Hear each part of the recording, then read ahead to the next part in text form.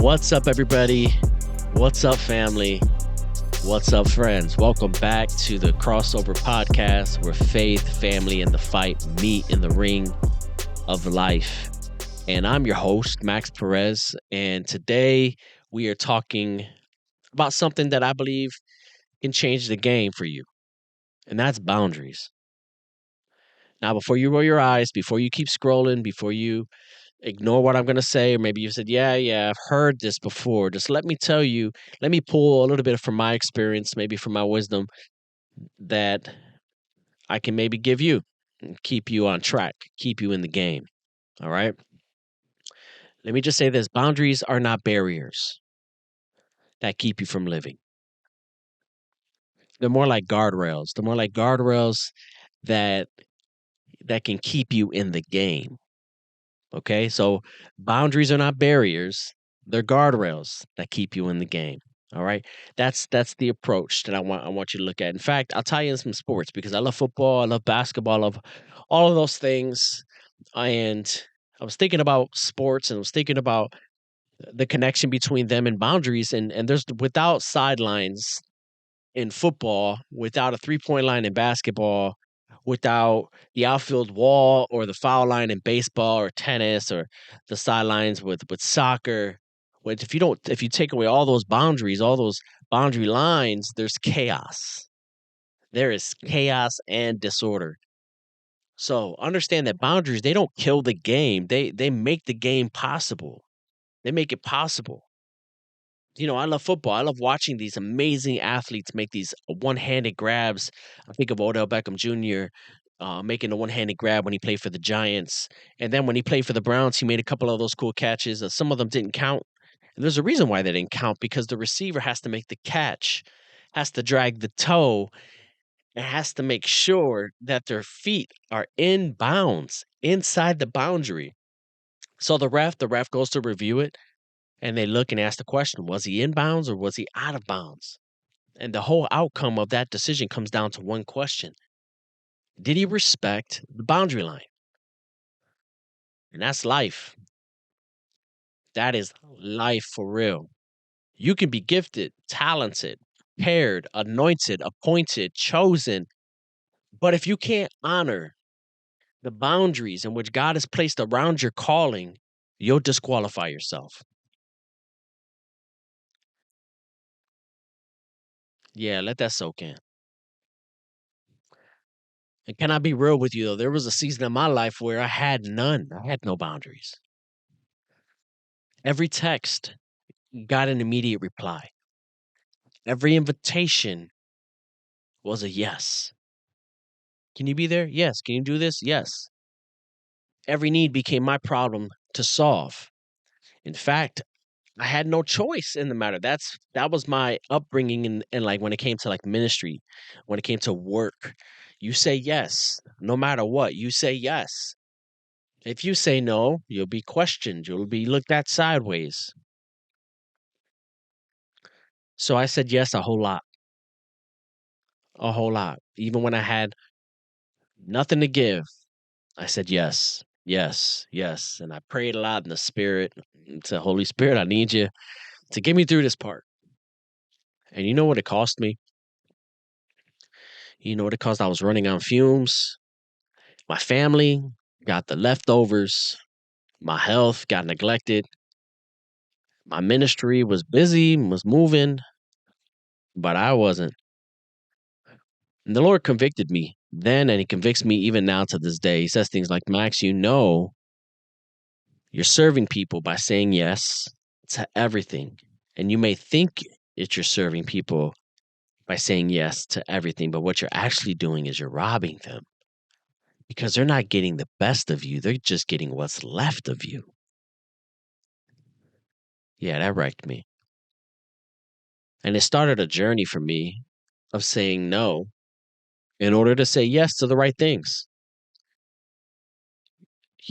I just didn't want to get caught up doing saying yes, becoming a yes man and saying yes to everything. When I knew the Lord was telling me to say no or to pause or to wait or to really consider and pray. It's no one else's job to give you your yes and to give you your no. The Lord has placed that around your life. You have to do what it takes to protect that, to guard that. The scripture is very clear about boundaries. Proverbs 4:23, it says, above all else, guard your heart, your innermost being, where your mind, your will, your decision making, your emotions, all of these things, your attitude is all wrapped up in this part. Guard your heart, for everything you do flows from it. So you got to protect it. What you see, what you hear, your yes is what you confess, right? That's important. It's so important. I'm not making this stuff up. It's so important that we learn to protect and set boundaries, is that Jesus even had them. Yes, Jesus himself had boundaries. Mark 1:35, verse 35, Mark, the Gospel of Mark, he says, it says, I'm going to summarize it. He got up early and he withdrew and he prayed. He did this often in his ministry. And on this occasion, the disciples would find him and they'd say, hey, everyone's looking for you. Come on, let's go. And he said, no, let's go somewhere else. We're going to go over here. This is why I came. You see, the beauty about Jesus is he knew his assignment and his boundaries, and he protected it. He had some things in his life. He said, no, no, I'm not doing that. I'm doing this. When your no is holy when it protects your best yes. I don't want to be holy for you. Well, say no when God tells you to say no, and say yes when he says yes. Because saying yes to everything is the fastest way to burn out. It's the fastest way to break trust. It's the fastest way to miss your calling. See, the last episode I talked about a little bit about burnout and how to go from burnout to breakthrough, and kind of gave you some illustrations on that, right? Not I didn't fully dive into it, but I thought about them and how does someone arrive at burnout? Well, say yes to everything. Go to every party, go to every event. Say no to your health, say no to sleep, say no to uh personal development, say no to your relationship with God. Just say yes to everything else. You want everybody else to be happy, right? That's how you burn out. So I'm going to give you 3 quick plays in the playbook of life right here that you can apply to your faith, your family, your workplace. I want to show you how to build boundaries. You ready? First thing you got to do is define your non-negotiables. What are your non-negotiables? We can do this with our finances very easily. There are certain things when we're budgeting our money for our house. There's some non-negotiables here. We're going to be givers. We're going to tithe. The first 10% absolutely goes to the Lord. That's not negotiable. It's not even a question. We don't even talk about it. It's what it is. Right? Our bills are going to get paid on time. That's non-negotiable. So there's certain things. For us, it's those things. Family time. My family matters. My kids matter. They go to bed at one of them goes to bed at 8:30, one of them goes to bed at 9:30. My one that goes to bed at 8:30 wants me to tuck her in. So guess what I'm doing? I'm leaving whatever meeting before then so I can tuck her in. I won't fail as a dad. I'll fail in every other area. I'll fail at your expectations of me. I will not fail at my kids' expectations because they have my yes. So define your non-negotiables. Those don't move regardless. Number 2, audit your eyes. Audit your eyes. Audit your yes. You want to audit your yeses. You got to keep score. What are you saying yes to? What are you saying no to? Pay attention to those things because oftentimes what you're saying yes to and what you're saying no to, it's going to show up. It'll show up in your life. And you want to make sure that what you're saying yes to and what you're saying no to aligns with God's calling on your life and his plan for your life. And the third thing is protect your energy. And I'm not talking about new age, weird stuff, crystals and all that. I'm not talking about that. I'm literally talking about the strength you have in a day.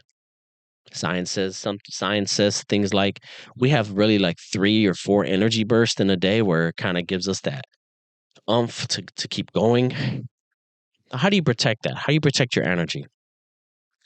Number one, you got to guard your sleep. You got to guard your soul.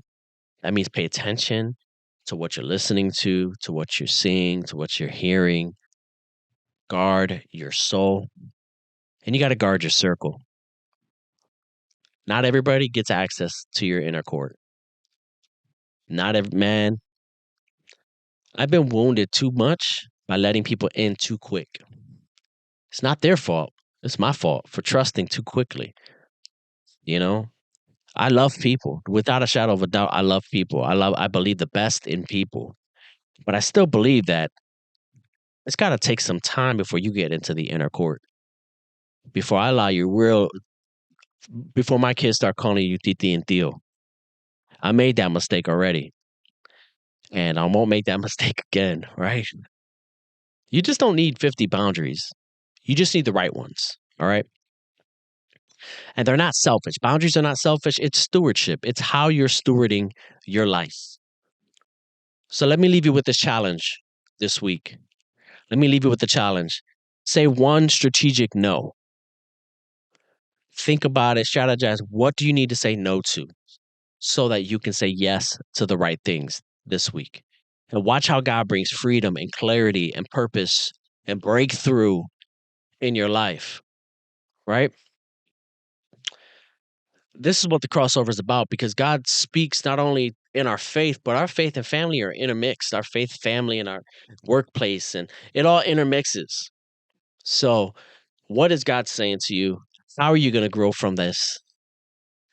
And hopefully, you can make some solid boundaries so you don't burn out or crash out. Thank you for tuning in to the Crossover Podcast. Thank you for listening on this episode. If this hit home with you, do me a favor, like and subscribe. Share this episode with a friend. It doesn't hurt for you to press the like button or to share it or to subscribe. It just helps me with the algorithm, helps me reach more people with what God is doing in here. So if you can do that, that'd be helpful. You can leave a quick review if you got the time, thumbs up or something. It just all helps, find the algorithm of YouTube and things like that. So I just wanted to help more people join the team and be encouraged every week. So until next time, keep crossing over. Keep following Jesus. And I'll see you next time. Peace.